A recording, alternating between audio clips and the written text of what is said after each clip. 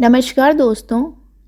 आज मैं आप लोगों के लिए पूनम अहमद जी की एक बहुत ही सुंदर रचना ताज़ी हवा का झोंका लेके आई हूँ। कहानी अगर आपको पसंद आती है तो इसे लाइक कीजिएगा। हमारे चैनल पर नए हैं तो प्लीज़ इसे सब्सक्राइब ज़रूर कीजिएगा। तो चलिए कहानी शुरू करते हैं। ताज़ी हवा का झोंका। चिराग अपनी धुन में था। पापा, मैं आपसे कह चुका हूँ, मैं नलिनी से ही विवाह करूँगा, चाहे कुछ भी हो जाए। चिराग ने जब ये बात दृढ़ स्वर में दोहराई तो रमाकांत स्वयं पर नियंत्रण खो बैठे। चिल्लाते हुए बोले, वह लड़की मेरे घर में बहू बनकर नहीं आएगी और यह मेरा अंतिम निर्णय है। तो ठीक है, नहीं लाऊंगा इस घर में उसे, जहाँ धर्म के पुतले बसते हों। आप बस धर्म जाति को पूछते रहना। आपकी अनर्थक जिद के कारण मैं योग्य नलिनी को नहीं छोड़ूंगा। चिराग पैर पटकते हुए अपना बैग उठाकर ऑफिस चला गया। माला ने फिर बाप बेटे की बहस से दुखी होकर अपना सिर पकड़ लिया। किसे समझाए वह? बाप बेटे की अपनी अपनी जिद में वो बुरी तरह पिस रही है। चिराग से 5-7 साल छोटी दीप्ति भी माँ के दुख में दुखी थी। माला ने फिर पति को समझाने की कोशिश की। आखिर एक बार नलिनी से मिल तो लो। पढ़ी लिखी है, चिराग के ऑफिस में अच्छे पद पर है। सिर्फ दूसरी जाति का होना तो कोई अवगुण नहीं है। रमाकांत गुर्राए, तुम चुप रहो। तुमने ही चिराग को शय दी है, देख लूँगा मैं उसे। किसी भी तरह से रमाकांत नलिनी को अपनी बहू बनाने के लिए तैयार नहीं थे। वे अब भी चिराग के लिए लड़की देखते रहते। चिराग का मूड अक्सर खराब ही रहने लगा था। माला भी स्वभाव से विनम्र, हंसमुख और होनहार बेटे की उदासी देखकर उदास ही रहती। रमाकांत सुबह शाम ताना देते, इस घर में मेरी मर्जी चलती है, यहाँ रहना है तो मेरे हिसाब से रहना पड़ेगा। एक दिन चिराग ने कहा, माँ, मेरा दम घुटता है इस घर में। पापा की इतनी जिद, इतना घमंड सहन नहीं होता मुझसे, और विवाह तो मैं नलिनी से ही करूँगा। मैंने उसे प्रॉमिस किया है। हाँ, विवाह में अभी टाइम है। उसके माता पिता तो है नहीं, वह अपने भाई भाभी के साथ रहती है। नलिनी कहती है कि वह पापा के आशीर्वाद का इंतज़ार करेगी। फिलहाल मैं कहीं और रहूँगा, पापा के तानों से दूर। माला रोने लगी तो चिराग ने कहा, दूर थोड़े ही जा रहा हूँ आपसे, यहीं कहीं किराए पर रह लूँगा। आपका और दीप्ति का जब मन हो आ जाना। माला को तसल्ली करनी ही पड़ी। चिराग अपना सामान लेकर चला गया तो रमाकांत को और गुस्सा आया। चिराग अपनी माँ माला और बहन दीप्ति के साथ हमेशा फ़ोन पर संपर्क में रहता। रमाकांत के ऑफिस जाने पर माला और दीप्ति कभी चिराग से मिलने भी चली जाती थी। माला बेटे को खुश देखकर खुश हो लेती। माला और दीप्ति दोनों नलिनी से भी मिल चुकी थी। नलिनी उन्हें बहुत पसंद आई। कुछ महीने बीत गए। एक ही शहर में रहने के बावजूद पिता पुत्र में दूरी बढ़ती ही जा रही थी। रमाकांत को छोड़कर सब आपस में मिलते रहते थे।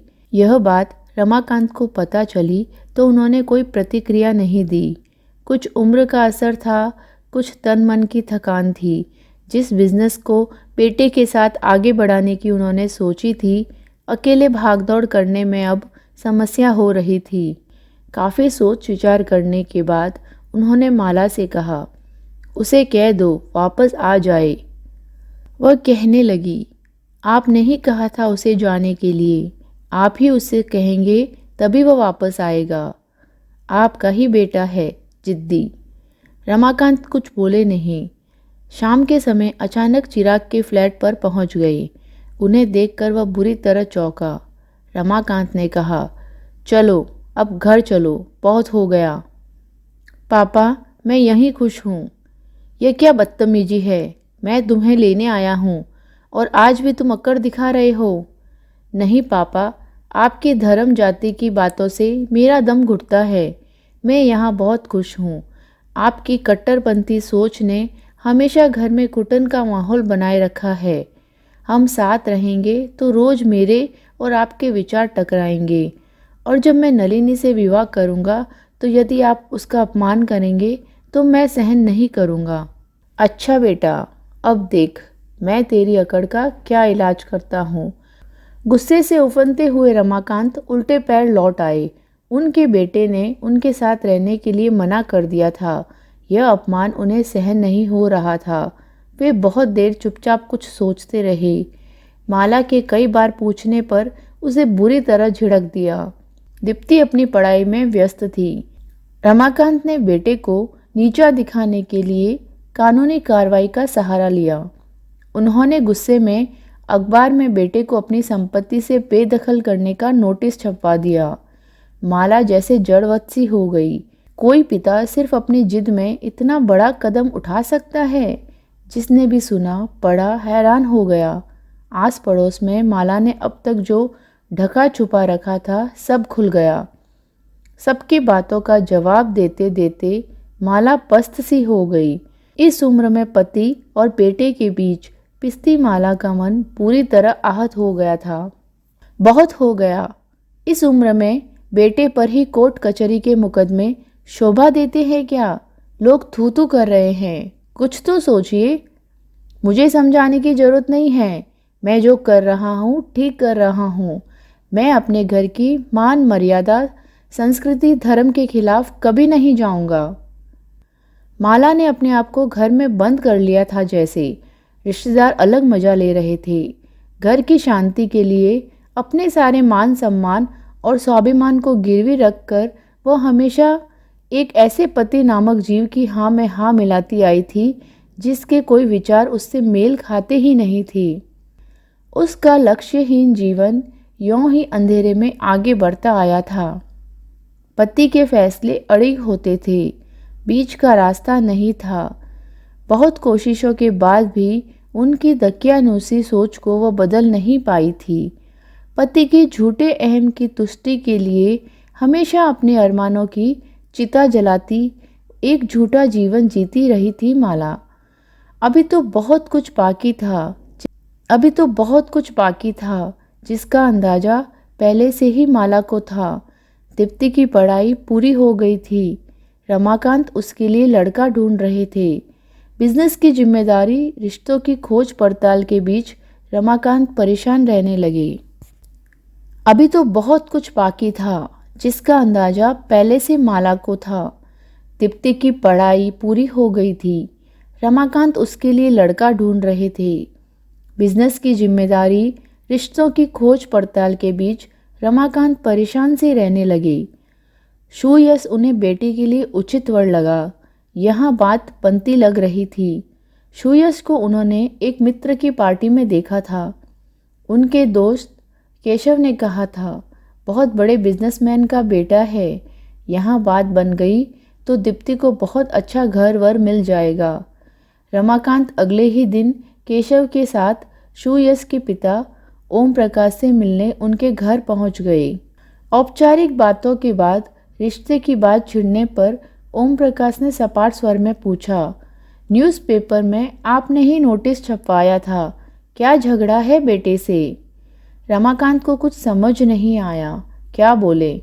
इतना ही कहा, कुछ खास नहीं, बस उसके और मेरे विचार मिलते नहीं हैं, इसलिए बात बढ़ती गई। माफ़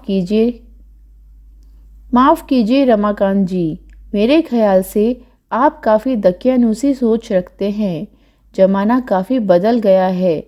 जिस घर में बाप बेटे के बीच कानूनी कार्रवाई हो रही हो, उस घर की बेटी को अपनी बहू नहीं बना पाएंगे हम लोग। अपना सा मुंह लेकर लौट गए रमाकांत। उसके बाद जहाँ भी लड़के वालों से मिले, सब ने बाप बेटे का झगड़ा पता चलने पर हाथ जोड़ लिए। अब रमाकांत को दिन में तारे दिखने लगे थे। वे लड़का ढूंढने में रहते तो कामकाज पर असर पड़ता।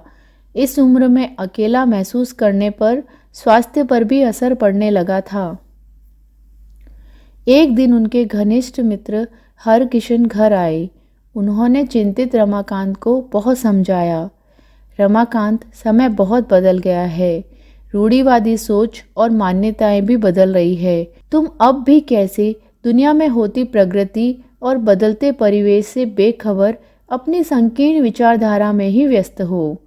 पर बरसों से परंपराओं और सामाजिक मापदंडों में जकड़ा मेरा मन इतनी जल्दी आसानी से आज़ाद नहीं हो पाएगा। थके स्वर में रमाकांत ने कहा।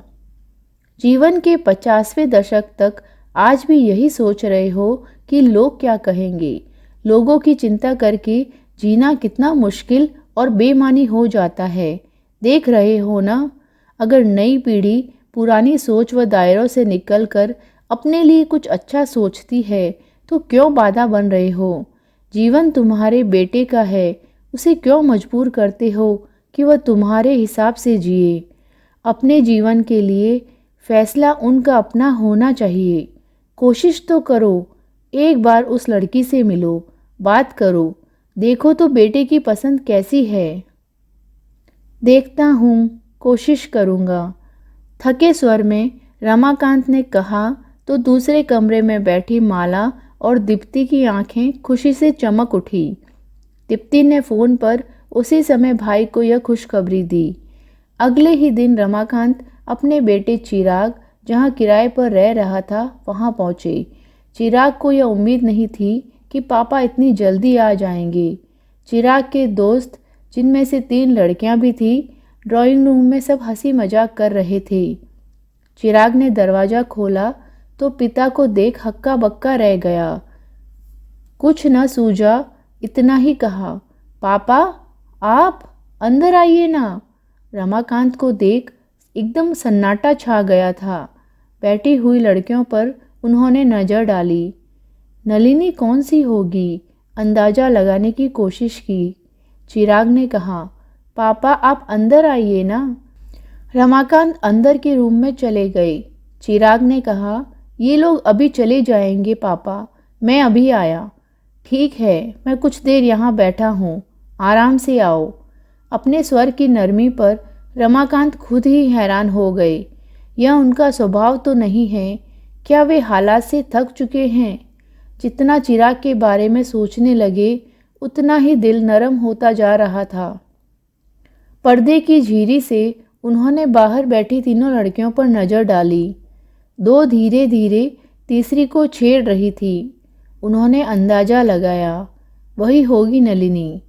सुंदर है, स्मार्ट है। उन सब के हंसी मजाक सुनते सुनते रमाकांत को उन बच्चों के विचारों का खुलापन भाने लगा। बंधनों से दूर खुली हवा में सांस लेता इनका जीवन काफ़ी सरस और सरल लगा। आत्मविश्वास से भरी लड़कियां काफ़ी खुश नज़र आ रही थी, खूब बातें कर रही थी। अपनी बात को सभी के सामने रखने की क्षमता भी थी उनमें। उन्हें अपनी पत्नी और बेटी की याद आ गई, जो उनकी परंपराओं व संस्कृति का दर्द झेल रही थी।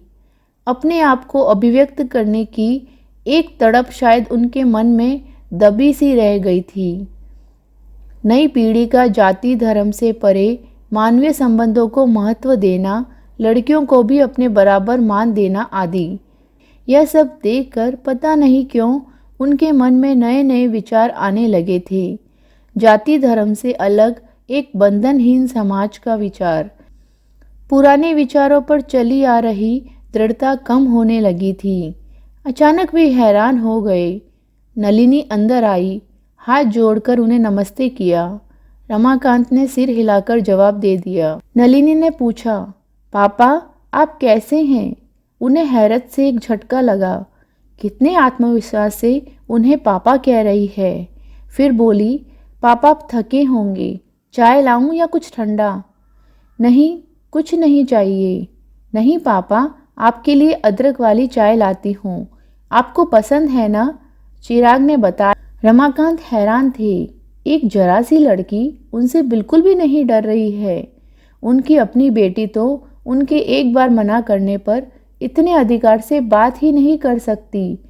इतना डरती है वह उनसे। बाहर दोस्त जाने की तैयारी कर रहे थे। नलिनी उनके लिए चाय बना लाई थी। बोली, मैंने सबको जाने का इशारा कर दिया है पापा, पता नहीं कब तक डटे रहते। अच्छा, मैं चलती हूँ, नमस्ते। फिर हाथ जोड़कर मुस्कुराते हुए नलिनी चली गई। उन्हें लगा ताजी हवा का एक झोंका जैसे गुजरा हो। वे सोचने लगे, क्या सचमुच कुल की मान मर्यादा व्यक्ति की खुशियों से बढ़कर है? धर्म की, जाति बिरादरी की बात करना मानवोचित है क्या? और हर बार उनका मन दोनों सवालों का जवाब नहीं में दे रहा था। जब तक चिराग आया उन्होंने फैसला ले लिया था। लोग क्या कहेंगे यह सोचकर जीवन के फैसले नहीं लिए जा सकते। दिल की बातें दिल की धड़कनों से तय होती है, उसूलों से नहीं। तो कैसी लगी आपको पूनम अहमद जी की ये रचना, और आप इस कहानी से कहाँ तक सहमत हैं मुझे कमेंट बॉक्स में ज़रूर बताइएगा। मैं जानती हूँ कई हमारे श्रोतागण इन विचारों से सहमत नहीं होंगे, तो मुझे कमेंट बॉक्स में ये ज़रूर बताइएगा कि आपको क्या बात अच्छी लगी और क्या बात अच्छी नहीं लगी। मुझे आपके कमेंट्स का इंतज़ार रहेगा। मिलती हूँ किसी नई रचना के साथ में, तब तक अपना ख्याल रखिए।